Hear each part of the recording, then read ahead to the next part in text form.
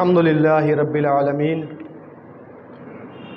अस्सलातु वस्सलामु अला सय्यदिल मुरसलीन व आलिहि व अस्हाबिहि अजमईन अम्मा बाद औज़ु बिल्लाहि मिनश शैतानिर रजीम बिस्मिल्लाहिर रहमानिर रहीम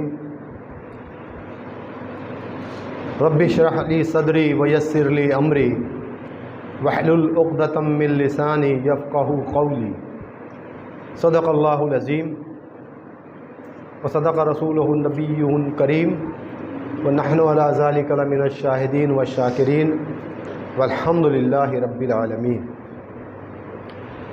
मोहतरम बुज़ुर्गों और दोस्तों, हमारे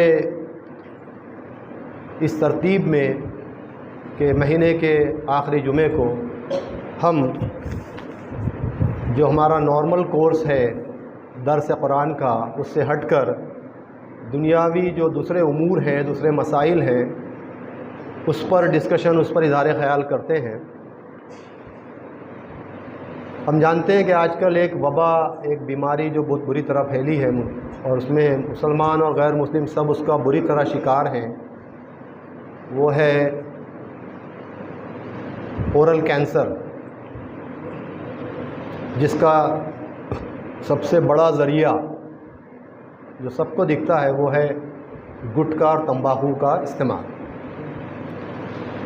इस सिलसिले में एक डॉक्टर साहब से हमने बातचीत की थी, लेकिन वो इंशाअल्लाह नेक्स्ट मंथ में इस पर वो देंगे, क्योंकि वो आज यहाँ आने के से माजूर हैं, क्या मजबूरी है उनकी कुछ।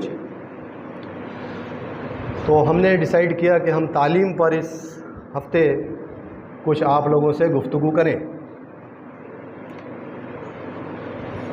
तक़सीम हिंद से अगर हम शुरुआत करें, क्योंकि हिंदुस्तान की तक़सीम, भारत की तक़सीम से पहले मुसलमान हर लिहाज से दूसरी कौमों के मुकाबिल अच्छी हैसियत के हामिल थे। उसकी वजह ये थी कि हम यहाँ के हुक्मरान थे। अंग्रेज़ों ने हुकूमत मुस्लिमों के हाथों से छीनी थी, तो हम या मुसलमान जो थे वो अच्छी हैसियत रखते थे, माशी तौर पे भी, तालीमी तौर पर भी, सर्विसेज में भी। लेकिन ये तक़सीम हिंद का जो सानहा कहा जाए, कोई अच्छी चीज़ नहीं हुई। हम आज अगर गौर करें, कुछ बेवकूफ़ नारा लगाते हैं अखंड भारत का, है ना, कि हम अखंड भारत बनाएंगे। मेरी दिली ख्वाहिश है कि मैं अपनी ज़िंदगी में उस अखंड भारत को एक होता हुआ देख लूँ, दिली ख्वाहिश है, और अल्लाह का शुक्र अदा करूँगा अगर ऐसा हो जाए। क्योंकि जो जोग्राफ़िकल हालात हैं, आप यकीन जानिए, जिस अखंड भारत का नक्शा लेके ये घूमते हैं सो कॉल्ड राष्ट्रवादी, सूडो राष्ट्रवादी, झूठे राष्ट्रवादी, ये सब झूठे हैं। ये जो अपने मुल्क से मोहब्बत करता है ना, वो मुल्क की हर चीज़ से मोहब्बत करता है। वो वहाँ के दरख्त, वहाँ की नदियाँ, वहाँ के पहाड़, वहाँ की ज़मीन, वहाँ के लोग, हर चीज़ से मोहब्बत करता है, क्योंकि वो उसके वतन की चीज़ें हैं। और ये जो एक बड़े तबके के ख़िलाफ़ जहर अफशानी करते हैं, उनको माली, तालीमी, मजहबी डोमिनेट करने की, नुकसान पहुंचाने की कोशिश करते हैं, ये अपने आप को राष्ट्रवादी कहते हैं। ये सूडो राष्ट्रवादी हैं, झूठे राष्ट्रवादी हैं, है ना।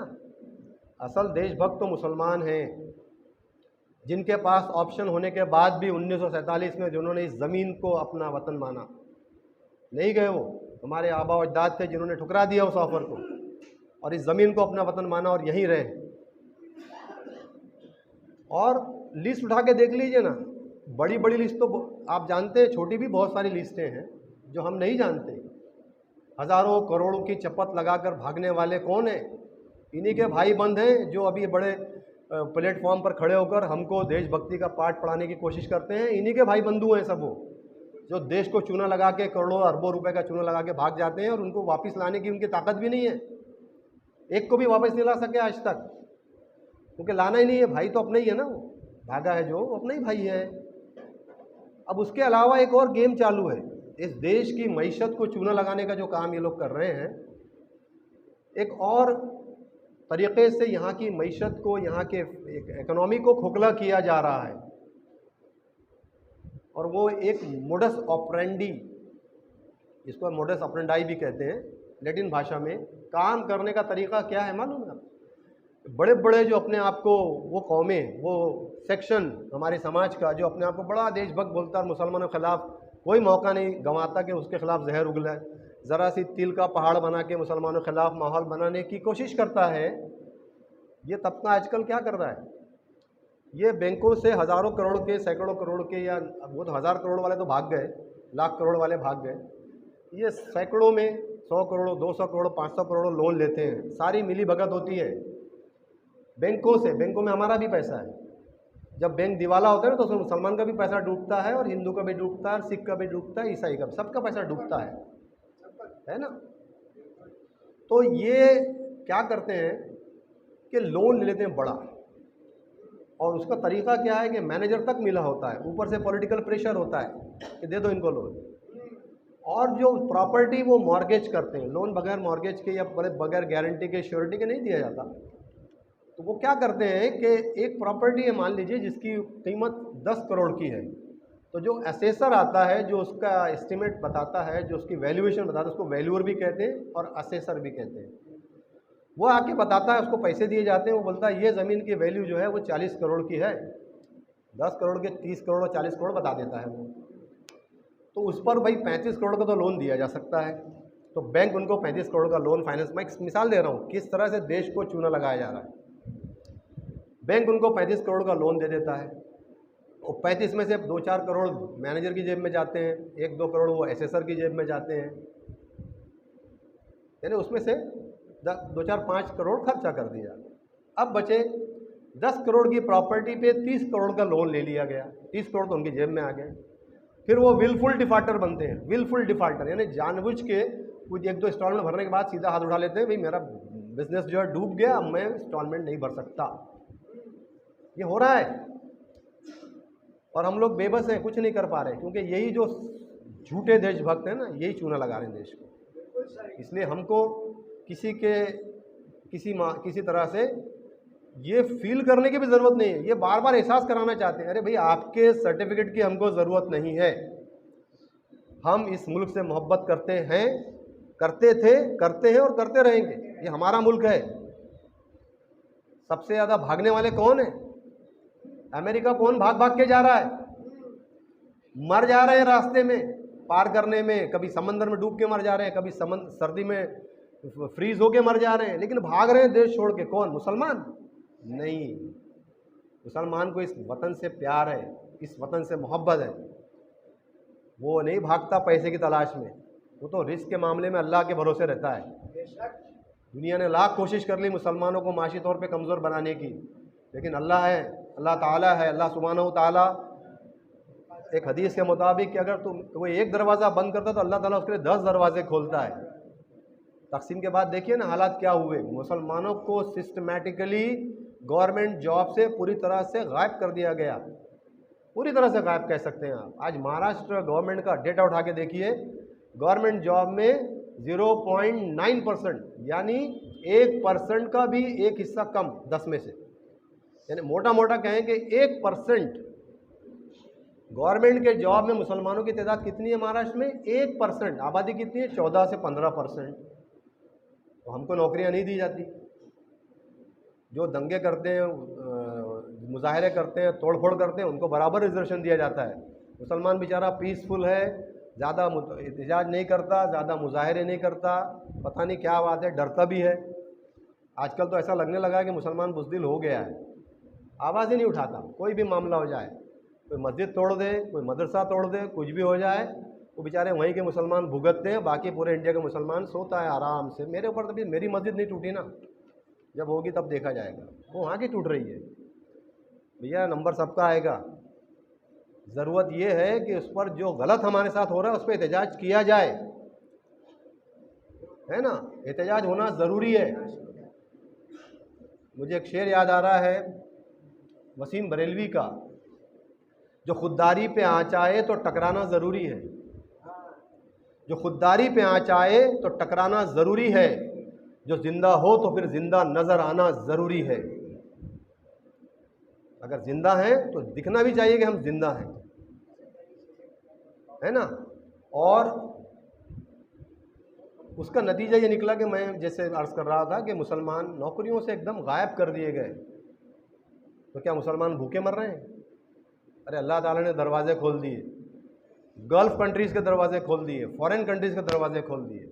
आज जो हम मुसलमानों की बेहतर हालत देखते हैं ना, ज़रा स्टडी करके देखिए, सर्वे करके देखिए, इंडिया में जो मुसलमानों की बेहतर जो भी थोड़ी बहुत हालत, हालांकि हालत बहुत ख़राब है, सेटिस्फैक्टरी नहीं है, लेकिन जो भी मुसलमान माशी तौर पे, माली तौर पर साहिब हैसियत हैं, अच्छी पोजीशन रखते हैं, आप स्टडी कीजिए, इसमें बहुत बड़ा रोल गल्फ़ कंट्रीज़ का है। हमारे बच्चे वहाँ जाके कमाते हैं, वहाँ से पैसा भेजते हैं, देश को ज़र मुबादला मिलता है, फॉरेन एक्सचेंज मिलता है, देश का भला हो रहा है, और उस फैमिली को जो वहाँ से पैसा मिलता है उससे उसकी इकोनॉमिकल हालत अच्छी रहती है, बेहतर होती है। ये अल्लाह ने दरवाज़े खोल दिए। अब फिर मुसलमानों ने जब देख लिया कि भाई हमारे लिए तो नौकरी, सरकारी नौकरी के दरवाजे बंद कर दिए गए, ऐसे ऐसे चीज़ें ला दी गई। हालांकि से मुसलमानों का भी थोड़ा कमज़ोरी है, मैं पूरी तरह से गवर्नमेंट को दोष नहीं दे सकता, क्योंकि हम जब कॉम्पिटिटिव एग्ज़ाम्स में जाएंगे ही नहीं, अपीयर ही नहीं होंगे, नज़र ही नहीं आएंगे, तो कोई घर से बुला के आपको नौकरी देने वाला नहीं है। हमारी भी कोताही है। लेकिन जब दूसरी कौमें पिछड़ी दिखती हैं तो उनके लिए पिछड़ेपन का रिजर्वेशन हो जाता है, तो हमारे लिए क्यों नहीं? पिछली कांग्रेस गवर्नमेंट ने नाम निहाद दिखाने के लिए 4% एजुकेशन में रिजर्वेशन करा था, उसको भी ख़त्म कर दिया। जिसको हाई कोर्ट ने अपहेल्ड किया, जिसको हाई कोर्ट ने माना कि भाई ये दिया जा सकता है, उसको भी इस गवर्नमेंट ने ख़त्म कर दिया। क्यों? मुसलमान इस देश के शहरी नहीं है क्या? उनका यहाँ के वसाइल पर, यहाँ की चीज़ों पर, यहाँ की गवर्नेंस पर हक़ नहीं है? पूरा हक़ है उनका भी। लेकिन हम, चूँकि हमने आवाज़ निकालना बंद कर दिया, हमने बोलना बंद कर दिया। मैं ये कह रहा था कि बहरहाल जो भी हुआ, उसके बाद में जो हमारी तालीमी सूरत हाल है जो भारत में, तो आप एक अगर सर्वे करेंगे तो हम देखते हैं कि बहरहाल सेंट्रल और नॉर्थ इंडिया को अगर हम छोड़ दें तो साउथ इंडिया के लोग हमारे मुकाबले में ज़्यादा एक्टिव, ज़्यादा हसास और ज़्यादा कह सकते हैं जज्बे के हामिल लोग हैं साउथ इंडिया। जब हम वहाँ के अदारों की ख़बरें पढ़ते हैं, अभी मैं एक क्लिप देख रहा था, परसों नरसों किसी ने मुझे भेजी कि एक मदरसे के करीबन 30 से 40 बच्चों के फ़ोटो दी उनके मौलाना के साथ, और सब माशाल्लाह ब्लैक कोट पहनकर, नीचे लंबा पैजामा या जो भी जुब्बा होता है उस टाइप का अंदर पहना हुआ है, ऊपर ब्लैक कोट है और सर पे फजीलत की पगड़ी लगी हुई है। नीचे लिखा था, ये मेरा ख्याल है 40 से 50 लोग थे, ये 50 वकीलों ने केरला हाई कोर्ट में रजिस्ट्रेशन करवाया, मदरसे के फारिग हैं, साथ में LLB की, और आज वो वकालत के काम अंजाम दे रहे हैं। दीन का भी शऊर है और दुनिया में भी अपना मकाम लेने के लिए तैयार हैं। सुभान अल्लाह। ये अचीवमेंट अल्लाह का शुक्र है कि इंडिया के कुछ इलाक़ों में मुसलमानों ने इसको पहचाना, इसकी अहमियत को समझा और अपने तालीमी अदारों को इस नहज पर चला रहे हैं कि वहाँ के तुलबा व तालिबात ना सिर्फ दीनी तालीम हासिल कर रहे हैं बल्कि दुनिया के मामलात में भी एक अच्छा मकाम। इससे पहले ख़बरें आपने पढ़ी होंगी, शाहीन ग्रुप है बिदर में, मैंने एक बार जिक्र भी किया था, उसके जो उसको चलाते हैं, जो उसके मेन हेड हैं, उनका नाम है डॉक्टर अब्दुल कदीर। और इत्तेफाक की बात है कि मुझ नाचीज़ को उनके साथ तकरीबन एक मीटिंग का इत्तेफाक हो गया। वो नागपुर में किसी वजह से आए थे कुछ काम से, तो उन्होंने यहाँ के एक जो उनके परिचित हैं, उनके ताल्लुक़ में थे एक शख्स, उनसे कहा कि वो कुछ लोगों से मिलना चाहते हैं। तो उन्होंने मुझे फ़ोन किया कि सर वो आज दोपहर में नागपुर में हैं, होटल रेडिसन ब्लू में ठहरे हैं और वो 1 घंटा अपने साथ कुछ गुफ्तगू करना चाहते हैं, तो आप अवेलेबल हैं? मैंने कहा बिल्कुल। तो हम लोग 4 लोग वहाँ पर, उन्होंने फ़ौरन 3-4 लोगों को फ़ोन लगाया और हम चारों लोग वहाँ पहुँचे। तो उन्होंने बताया उनके तकरीबन 30 से 35 हज़ार स्टूडेंट उनके स्कूल में पढ़ रहे हैं और हर साल तकरीबन 40 से 50 तुलबा उनके मदरसे के तुलबा जो हाफिज़ हैं उनको वो ट्रेंड करते हैं, उनको वो नीट की तैयारी करवाते हैं और उसमें से बेशतर तुलबा यानी तकरीबन 40 से 50 का रेशो उन्होंने बताया हर साल उनके मदरसों से मेडिकल कॉलेज में MBBS करने के लिए एडमिशन हासिल कर लेता है। तो सवाल एक ये आता है जहन में कि जब ये लोग कर सकते हैं तो हम लोग क्यों नहीं कर सकते? जब साउथ इंडिया के मुसलमान कर सकते हैं, वो भी इस मुल्क के शहरी हैं, वो भी इस मुल्क के कानून के तहत काम कर रहे हैं, तो हमारे सेंट्रल इंडिया और नॉर्थ इंडिया के लोग क्यों नहीं कर सकते? ये एक सोचने की बात है। अब ये रहा सवाल कि हमारे असल में कुछ उलमा ने, मैं उनकी गलती कहूँ, मानता हूँ इस बात को कि उन्होंने दीन और दुनिया की तफरीक कर दी। ये दीन की तालीम और वो दुनिया की तालीम। अगर आप आज किसी के पास जाएं कि भाई हम लोग एक लॉ कॉलेज खोल रहे हैं, मदद कीजिए, तो 500 रुपये का चंदा देने के लिए 5 बार सोचता है आदमी। या हम कोई हायर एजुकेशन का अदारा खोलना चाह रहे हैं, कुछ आप कंट्रीब्यूट कीजिए, तो हम ठंडी सांस लेने लगते हैं कि भाई बड़े हालत ख़राब है, कारोबार से नहीं चल रहा है, सैलरी बराबर नहीं हो रही है, दुनिया के बहाने करेंगे, क्योंकि हमारे नज़दीक वो पैसा हमारा वेस्ट जाने वाला है। यकीन कीजिए, मैं समझता हूँ कि उसके अलावा जो आप चंदा दे रहे हैं ना, वो वेस्ट जा रहा है। भाई किसी भी कंपनी का जो अंदाज़ा है ना, उसके प्रोडक्ट से लगाया जाता है। उसका प्रोडक्ट क्या है? भाई आप कोई सामान इस्तेमाल करते हैं घर में, कोई क्रीम इस्तेमाल करते हैं और आप देखते हैं वाकई क्रीम तो बड़ी फ़ायदेमंद है, बहुत अच्छी क्रीम बनाई है, तो आप समझ जाते हैं ये कंपनी भी बड़ी स्टैंडर्ड होगी। तो जो प्रोडक्ट होता है उससे उस कंपनी का अंदाज़ा लगाया जाता है। अब आज हमारे मदारिस में क्या हो रहा है? कौन सा प्रोडक्शन आ रहा है? वहाँ से निकला हुआ बच्चा या तो इमामत कर सकता है या मौज़नी कर सकता है, तीसरा काम नहीं है उसके पास, उसको हुनर नहीं आते। गवर्नमेंट ने बहुत कोशिशें करी कि भाई आप कुछ दूसरे कोर्सेज अपने यहाँ चलाएं, बच्चों को कुछ हुनर सिखाएं, तो बड़े अफसोस की बात है कि कुछ मदारिस ने तो फ्लैटली रिफ्यूज़ कर दिया, तो बड़ी दीनदारी दिखाने वाले मदारिस हैं जो अपने आप को खालिस दीन वाले मानते हैं, उन्होंने मना कर दिया। वजह मालूम है क्या है? समझते हैं वजह ये नहीं है कि वो अपने बच्चों को इस तरह की, जैसे अंग्रेज़ी की तालीम देना है, मैथ्स पढ़ाना है, साइंस पढ़ाना है, गवर्नमेंट उसके लिए टीचर देने को तैयार है, उसकी बाकायदा उसकी जो तनख्वाह का ग्रांट देने को तैयार है, लेकिन उन्होंने एक्सेप्ट नहीं किया, मेजॉरिटी ने एक्सेप्ट नहीं किया। क्यों? उनको ऑडिट करवाना पड़ेगा, हिसाब किताब रखना पड़ेगा, गवर्नमेंट का ऑडिटर आके कभी भी आपका हिसाब किताब चेक कर देगा, और उनको तो बेहिसाब चाहिए जेब में, है ना? माल आ रहा है, कोई अकाउंटेबिलिटी नहीं है, समझते वो अपनी कि मैं कौम का पैसा जमा कर रहा हूँ तो मुझे इनका हिसाब भी रखना चाहिए, पूरी तरह से पूरा ऑडिट होना चाहिए, अप टू डेट होना चाहिए, है ना? एक बड़ा शेर याद आ रहा मुझे, सेक्रेटरी ने घर खरीदा, सदर ने ली मारुति। सेक्रेटरी ने घर खरीदा, सदर ने ली मारुति, हो गया चंदा गबन, आधा इधर आधा उधर। ये चल रहा है, और बदकिस्मती से हम ऐसे ही मदारिस में चंदा दे देते हैं। तो देखिए कि वहाँ जो प्रोडक्ट तैयार हो रहा है, जाइए विज़िट कीजिए। अल्हम्दुलिल्लाह यहाँ फ़हीम कुरैशी साहब बैठे हैं।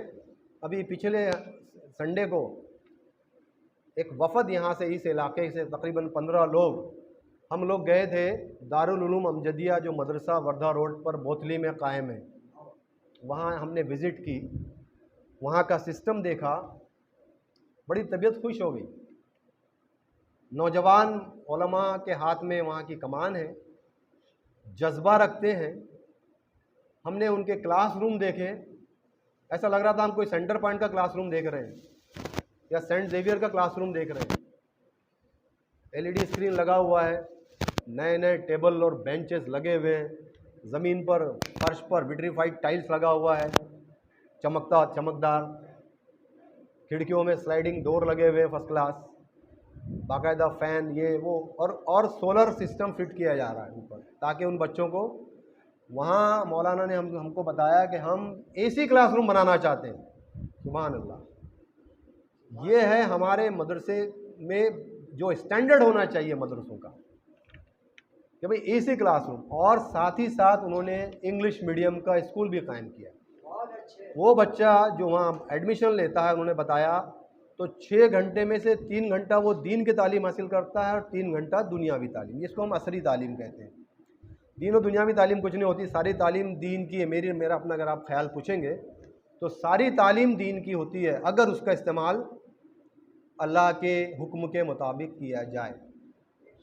मैं अगर अकाउंटेंसी सीख लेता हूँ और ईमानदारी से हिसाब करता हूँ, तो ये अल्लाह के हुक्म के मुताबिक अगर मैं हिसाब किताब ईमानदारी से रखता हूँ तो मैं दीन का ही काम कर रहा हूँ। और अगर मैं वो मेरी महारत का इस्तेमाल खुर्द-बुर्द करने के लिए, घपले करने के लिए करता हूँ, तो वही इल्म नुकसानदेह हो गया। एक मिसाल दे देता हूँ आपको मैं। अल्लाह ताला कुरान में फरमाता है सूरह गाशिया में, औज़ु बिल्लाहि मिनश शैतानिर रजीम, बिस्मिल्लाहिर रहमानिर रहीम, अफला यंजुरूना इलल इब्ली कैफ़ खुलिक़त व इलस समाई कैफ़ रुफ़िअत व इलल अर्दि कैफ़ सुतिहत। सॉरी, एक आयत छूट गई। अफला यंजुरूना इलल इब्ली कैफ़ खुलिक़त व इलल जिबाली कैफ़ नुसिबत व इलल अर्दि व इलस समाई कैफ़ रुफ़िअत व इलल जिबाली कैफ़ नुसिबत व इलल अर्दि कैफ़ सुतिहत फ़ज़क्किर इन्नमा अंता मुज़क्किर लस्ता अलैहिम बिमुसैतिर। आगे और आयतें हैं, लेकिन इतनी आयत बड़े काम की हैं। जब मैंने एक आलिम के सामने ये बात रखी ना, तो मुझे बाद में बोलता है कि मैंने इस एंगल से तो कभी इस आयत को गौर ही नहीं किया है। बहुत बड़े आलिम हैं, PhD हैं। मैंने कहा देखो, अल्लाह ताला फरमाता है, क्या तुमने गौर नहीं किया कि हमने ऊँट को किस तरह डिज़ाइन किया है? अफला यंजुरूना इलल इब्ली, इब्ल कहते हैं ऊँट को, कैफ़ा कैसे, खुलिकत उसकी तख्लीक की गई है, कैसी ऊँट की बनावट मैंने बनाई, कभी गौर किया है उस पर? देखा है कि इतने तपते रेगिस्तान में जहाँ पानी की कमी है, जहाँ पानी मैसर नहीं होता, कई कई दिन वो निकाल देता है। ये उसकी तख्लीक है, ये उसकी शान है, उसकी तख्लीक। तो कभी गौर किया है इस पर?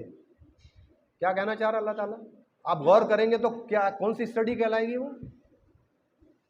अगर आप ऊँट की साख पर जानवर किस तरह बनाया है अल्लाह ताला ने, उसकी स्टडी करेंगे तो वो स्टडी को क्या कहेंगे हम? जूलॉजी।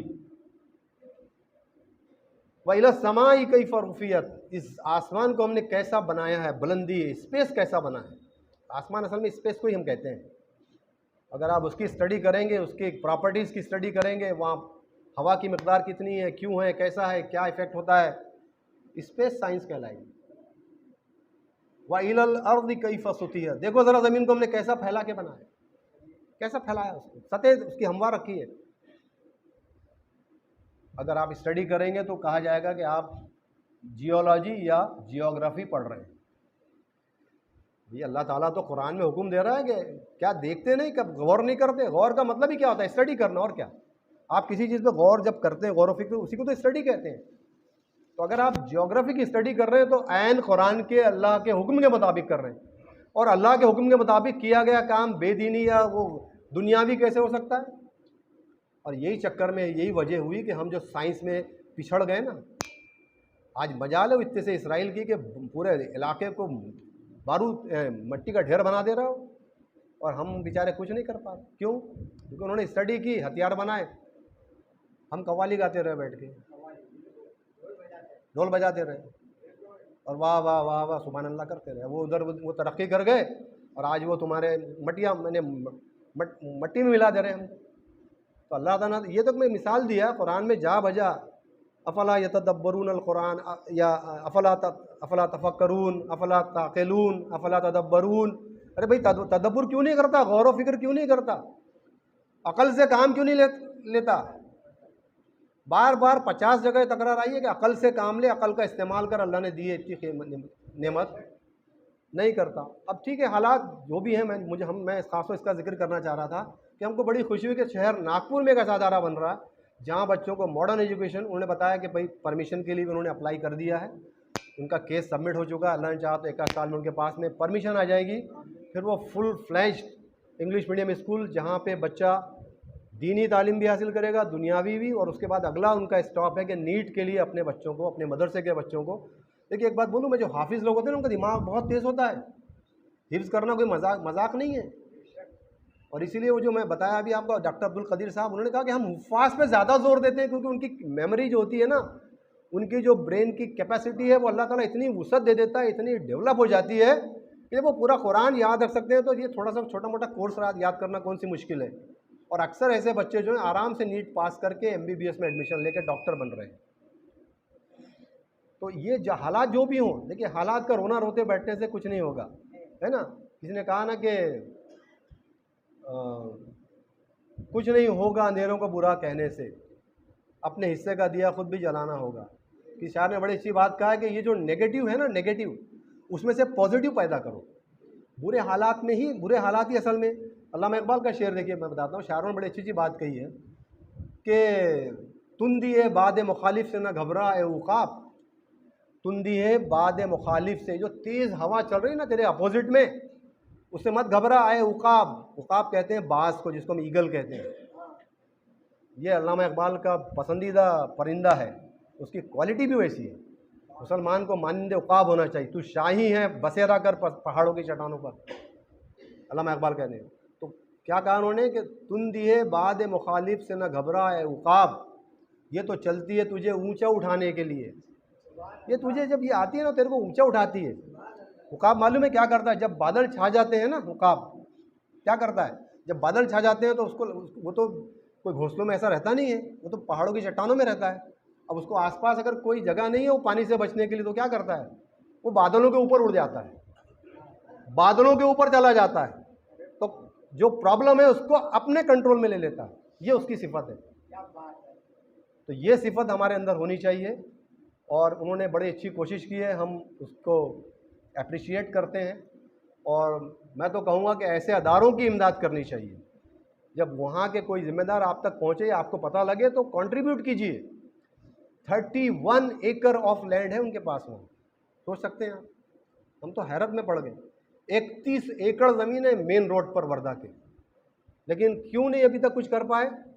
आपस के झगड़े। मुसलमान जो है ना, एक दूसरे की टांग खींचने में बहुत एक्सपर्ट है। लेकिन अब अल्हम्दुलिल्लाह जाके एक बॉडी जो स्टेबल हो गई है, नौजवान उलमा हैं, बड़े ख्वाब रखते हैं। अभी 600 बच्चों के हॉस्टल का काम बोले हम शुरू करने जा रहे हैं। 600 बच्चे वहाँ हॉस्टल में रहेंगे और उनकी तालीम और तरबियत का इंतज़ाम, खाने का इंतज़ाम। मुझे बड़ी खुशी भी हुई और हैरत भी। एक ही बंदा है उस गांव में रहता है जो पूरे, अभी इस वक्त वहाँ 200 बच्चे पढ़ते हैं। बोले सर 200 बच्चों के पूरे खाने का साल भर का इंतज़ाम का ठेका ले लिया, जिम्मेदारी, सॉरी ठेका मतलब जिम्मेदारी ले लिया, मैं खिलाऊँगा। और बोले इसके बाद अल्लाह ताला ने उसके कारोबार में इतनी तरक्की दी है कि वो, अभी हमने उससे कहा कि अगले साल 300 बच्चे होने जा रहे हैं हमारे। बोले फिक्र मत कीजिए सर, 300 बच्चों का इंतजाम होगा मेरी जानिब। ऐसे ऐसे लोग हैं हमारे। तो ज़रूरत यह है कि ऐसे अदारों की इमदाद की जाए और उनकी मदद की जाए, ताकि हमारे ही बच्चों के मुस्तकबिल के लिए हमारे पास कुछ अच्छे अदारे हों। मैं अपनी बात को एक छोटे से एक और शेर पर, क्योंकि आज मेरा जहन बार बार अशार जहन में आ रहे हैं। मेराज फैज़ाबादी का एक शेर है कि प्यास कहती है चलो रेत निचोड़ी जाए। रेत में ज़्यादा पानी होता नहीं है, सूखी रेत होती है, लेकिन कुछ तो भी आदमी जब प्यास से मजबूर हो जाता है तो रेत को निचोड़ कर पानी पीता है जंगलों में। तो उसको कहा उन्होंने कि प्यास कहती है चलो रेत निचोड़ी जाए, अपने हिस्से में समंदर नहीं आने वाला, और अपने काबे की हिफाजत तुम्हें खुद करनी है। अब अबाबील का लश्कर नहीं आने वाला, अब अबाबील का लश्कर नहीं आने वाला। शुक्रिया, बहुत बहुत शुक्रिया। और मैं अपनी इसी बात पर अपनी बात ख़त्म करता हूँ। कोई बात बुरी लगी हो उसके लिए माफ़ी चाहता हूँ। और आखिरुद दावाना अनिल हम्दुलिल्लाहि रब्बिल आलमीन। शुक्रिया।